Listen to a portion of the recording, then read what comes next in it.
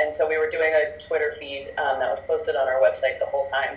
And we were able to do everything from, posting interesting articles about education issues going on in Pakistan to also being like, we're detained by the cops right now. We don't know what's going on. So we're able to sort of mix in that very personal behind the scenes kind of experience with, useful information that people in the U.S. wouldn't necessarily be accessing. And I think that, again, that's kind of, this drawing back the curtain, inviting the audience to really come into the guts of a reporting project, to really sort of get intimately involved with that. It wasn't like the majority of our audience was following our Twitter feed all the time or looking at our Facebook all the time or reading all of our sort of backstory accounts. But there were a handful of people that were, and they were passing it on to their friends, and you could see that that audience growing as we went along. And I think people are really interested in the process of reporting, but especially of reporting in a foreign country, and especially a place like Pakistan. So that was a really interesting thing to emphasize on this last project.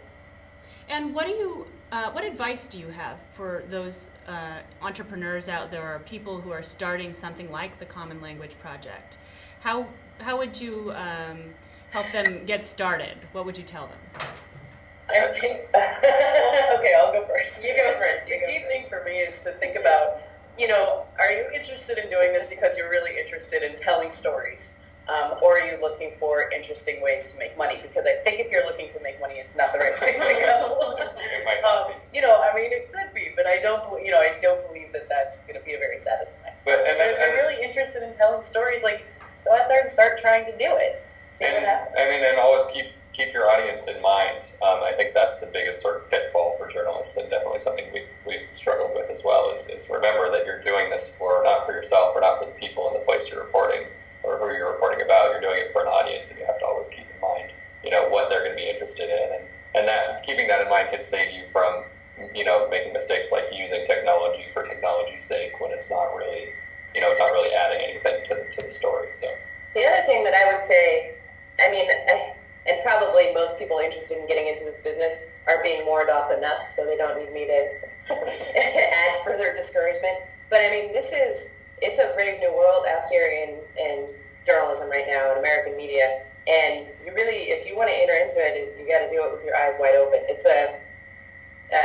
It can be a lonely and intimidating and discouraging place sometimes, but at the same time, it also is probably one of the most exciting, innovative, and interesting and wild industries that you could be in right now too. So it's kind of like, if you have dreams of, and I know I did coming into this business, so that's why I say it, dreams of being the kind of international reporter that used to exist, where you went and got a job in a bureau, or you worked for a paper and they just send you anywhere in the world, and you made, I don't know how much they used to make, $70,000 a year or something like that. That world is over. It's done. It doesn't exist anymore. You're going to have to scrap every step of the way, and it's it's really kind of. But if you have a good idea, you can if you put everything behind it, then you can do anything pretty much. And also, it's worth saying that people are out there looking for new ideas in media and journalism right now, and that would be the best piece of advice I guess we could give someone would be: don't follow the pack. Don't necessarily do the stuff you've already seen being done. Now is really the time to step outside of that box, and if you have ideas, or if you have a passion, or if there's a topic or a place or a kind of story that you want to tell, go out there and do that, because nobody really knows what's going to be the next sort of winning combination, or what's going to be the next great idea. So it's kind of, the world's wide open for that as well. Is there anything you'd like to add that I haven't asked? Well, I think for the sake of full disclosure, I always like to mention that we do have day jobs. Yeah.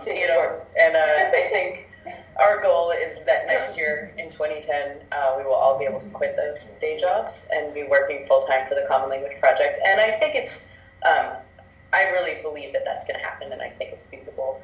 But that does, we have 4 or 5 years of, putting a lot of time and a lot of, sweat equity into this organization. It has, the financial part has been tricky. It is tricky. It is. But I mean, the other thing that I would say is, I think everybody's kind of casting around thinking, we've got to find the magic bullet that's going to be the new financial model for media. And more I'm realizing this is going to be a hybrid approach. It's really going to depend on what kind of media you're making, who you're making it for, how you're making it, you know, who you're kind of collaborating with.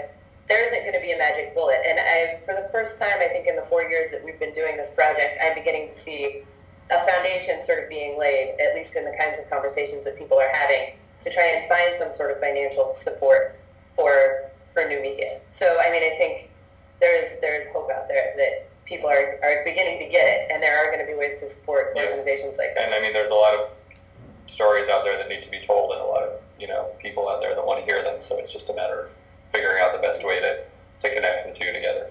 And I also wanted to say, as far as supporting these kinds of projects go, you know, the idea that your website, your organization has, Deja, the idea of kind of creating a network of freelancers and a network of new media makers that support each other, that share resources, that are in contact with each other, that work on collaborations together. I mean, to me, that is as important, if not more important, than finding the financial model that can support new organizations. I mean, I really have keenly felt how much the new media world has been missing that kind of support in the past 4 years. So I think that's really important too, and I'm excited to see that evolve as well and be a part of it. Great, thank you guys. Sure. Thanks, Deja. Thank you, Deja. I'm gonna let you see me now. Bye. Good morning.